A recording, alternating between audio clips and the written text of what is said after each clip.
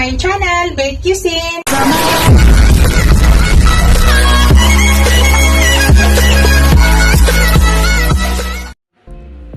Hello guys! Today's video guys, magluto tayo ng gulay guys. Carrots at saka patatas na maraming bell pepper. Ubusin ko na yung 3 bell pepper guys, 3 piraso yan bago masira. So ito yung aking meat ay minarinate ko na sa ground black pepper at saka light soy sauce para mag-absorb na yung lasa dyan. At ito yung taba, tanggalan natin ng mantika at yan po yung gagamitin nating mantika. Tapos ito guys yung ating sibuyas at saka bawang na ihalo natin. Ito pala guys, nilagayan ko pala to ng onion powder at saka garlic powder. Ito. So, mamaya guys, maglagay tayo ng panglasa. Maglagay tayo mamaya ng oyster sauce. Yan.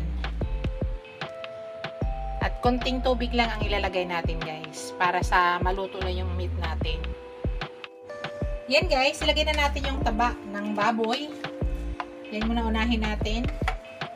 Tanggalan muna natin ng mantika yan. So, hayaan lang muna natin yan. Hanggang matanggal, lalabas yung sarili niyang oil yan. At yan po yung ipanggisa natin mamaya. Hello guys, tingnan nyo nakuha natin na oil guys. Oh. So, dami na, diba? So, hindi na kailangan maglagay tayo ng oil. Sariling oil ng pork ng taba, yung ating tinanggalan. Yan.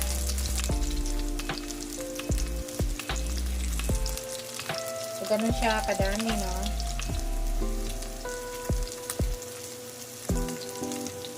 So, yan, aside lang natin yan. At igisa na natin ang ating sibuyas.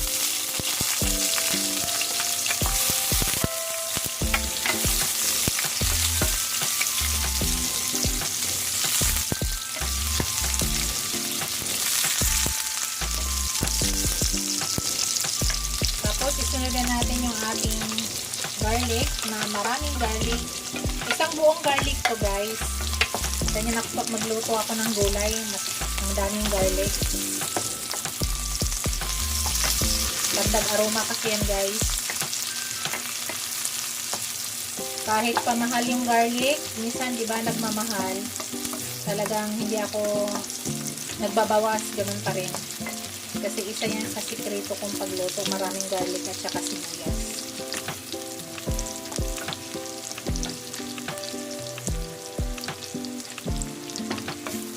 So, halo na natin. Ilagay na natin yung ating minarinate na pork. Ilagyan ko yan ng light soy sauce. Ilagyan ko yan ng paminta. Tapos nilagyan ko yan ng onion powder at saka garlic powder. Yan po yung panglasa na nilagay ko dyan.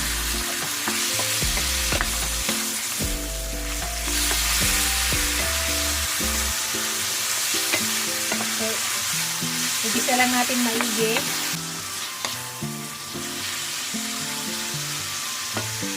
So, hayaan lang muna natin yan. Balikan natin maya-maya para hindi masyadong humaba yung video natin. Hello guys, takpan natin guys para maluto yung meat.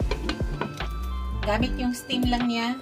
Hindi tayo maglagay ng tubig. Mamaya pag kailangan, pag matigas pa yung meat at hindi pa wala na yung ano ng steam niya, yung tubig at matigas pa yung meat, doon tayo maglalagay ng water.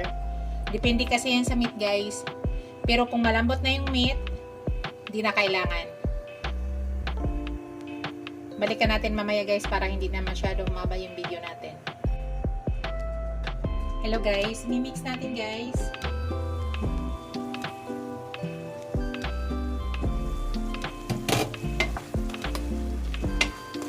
Kasi maglalagay ako ng oyster sauce. Yan, wala pa tayong nilagay na tubig guys ha.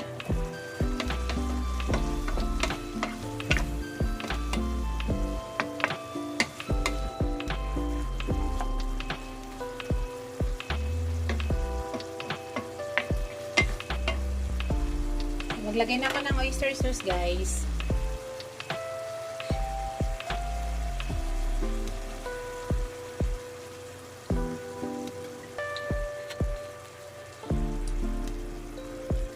Tapos takpan lang muna natin. At balikan natin mamaya. Hello guys, maglagay tayo ng konting tubig. Para lumambot talaga maigi ang ating meat. Mainit na tubig ang nilagay ko. Mix na natin.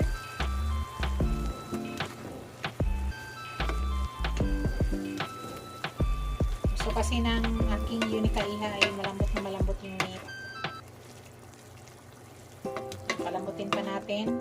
Pero actually guys, malambot na yan. Oh. Para sa akin, tama na yan.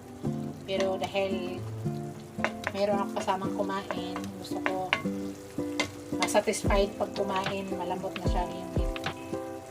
So, takpan muna natin ulit. At pag mag-reduce din yung tubig guys, ilagay na natin yung gulay. Konting-konti lang yung tubig nilagay natin, kalahating baso na tubig. So, wait muna natin ulit. Hello guys, ilagay na natin yung carrots guys.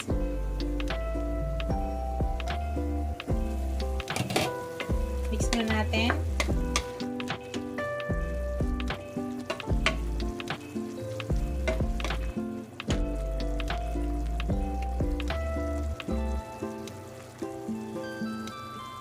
Hawakan natin. Oh, lambot na yung meat natin. So, ilagay na natin yung carrots. Una, carrots.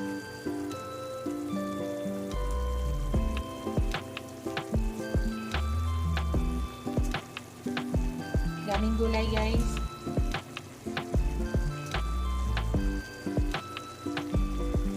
Mamaya na natin ilagay yung bell pepper.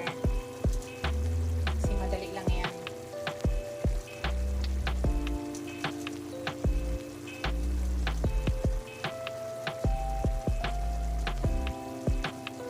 Isama ko na yung patatas.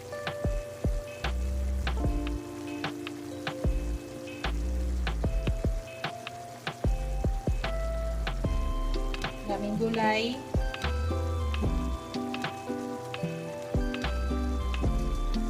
Inuubos ko na guys ang aking stock na gulay bago masira. Kasi almost 1 month na to naka-stock sa ref. Kaya schedule naman yan namin nga mag-supermarket. Kaya ubusin mo na yung mga gulay nga nasa ref. Kasi yung patatas, carrots, bell pepper ay nag-stock ako. Binabalot lang maigi sa wrap na plastic para hindi siya agad masisira.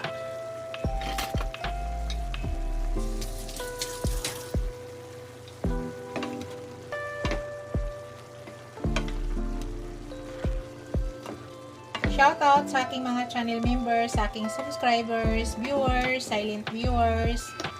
Maraming salamat guys sa walang sawang suporta sa aking channel.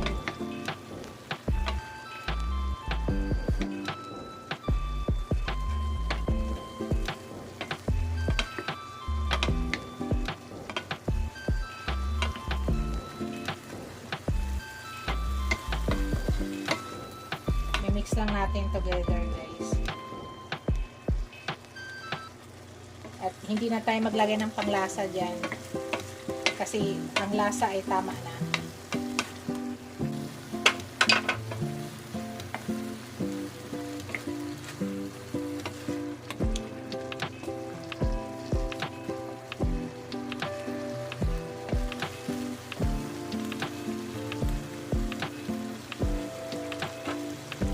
Takpan natin guys para maluto ang gulay. Mimix natin guys para pantay ang pagkaluto ng gulay.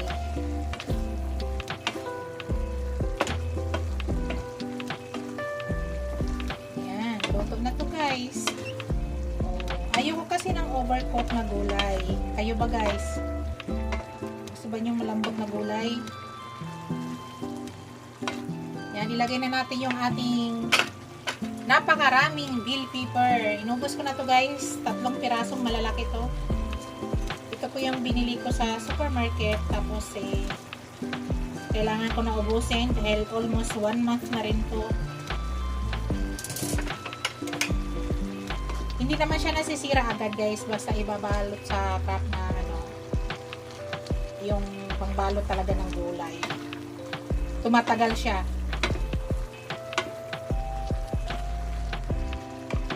Yan na yung gulay ko guys. Oh, wow.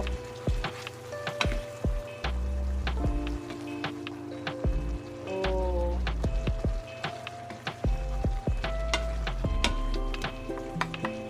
Mix na natin.